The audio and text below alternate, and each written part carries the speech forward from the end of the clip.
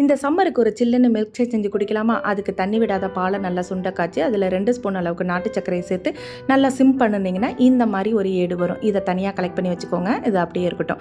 ஒரு 15 பாதாம் போல் முதல் நாள் நைட்டு ஊற வச்சு அதை தோல் நீக்கி எடுத்து வச்சுருக்கேன். அதை நல்லா மிக்சியில் குறைன்னு அரைச்சி அதையும் இந்த பாலோட சேர்த்துக்கோங்க. நல்லா இதையும் சுண்ட காய்ச்சினதுக்கு பிறகு ஃப்ரிட்ஜில் எடுத்துக்கிங்கன்னா ஒரு சில்லுன்னு மில்க் ரெடி. ஏடையும் எடுத்து செப்பரேட் பண்ணி வச்சுக்கோங்க. கொஞ்சோண்டு தண்ணியில் சேமியாவை போட்டு வடிகட்டி அதையும் தனியாக வச்சுக்கோங்க. 1 ஸ்பூன் அளவுக்கு நாட்டு சர்க்கரையை கேரமலைஸ் பண்ணிக்கோங்க. முதல் நாள் நைட்டு ஊற வச்சுருக்க பாதாம் பிசினை எடுத்துக்கோங்க. அதுக்கு மேலே கொஞ்சம் கேரமலைஸ் பண்ணினது, அடுத்தது மில்க்கு, அதுக்கு பிறகு கொஞ்சம் சேமியா, அதுக்கு பிறகு கொஞ்சம் பால், எடுத்து வச்சுருக்க ஏடு, அதுக்கு பிறகு கொஞ்சம் கேரமலைஸ் பண்ணினது நட்ஸு நான் சேர்த்ததுக்கு பிறகு ஒரு சில்லுன்னு ஜிகர் தண்டா டைப்பில் ஒரு மில்க் ஷேக் ரெடி ஆகிடும். இதை நீங்கள் ஃப்ரிட்ஜில் வச்சு கூட நல்லா குடிக்கலாம். பாதாம் பிசின் வயிறு சம்மந்தப்பட்ட பிரச்சனைகள் அனைத்தையும் தீர்க்கக்கூடியது. இதை ட்ரை பண்ணி பாருங்கள்.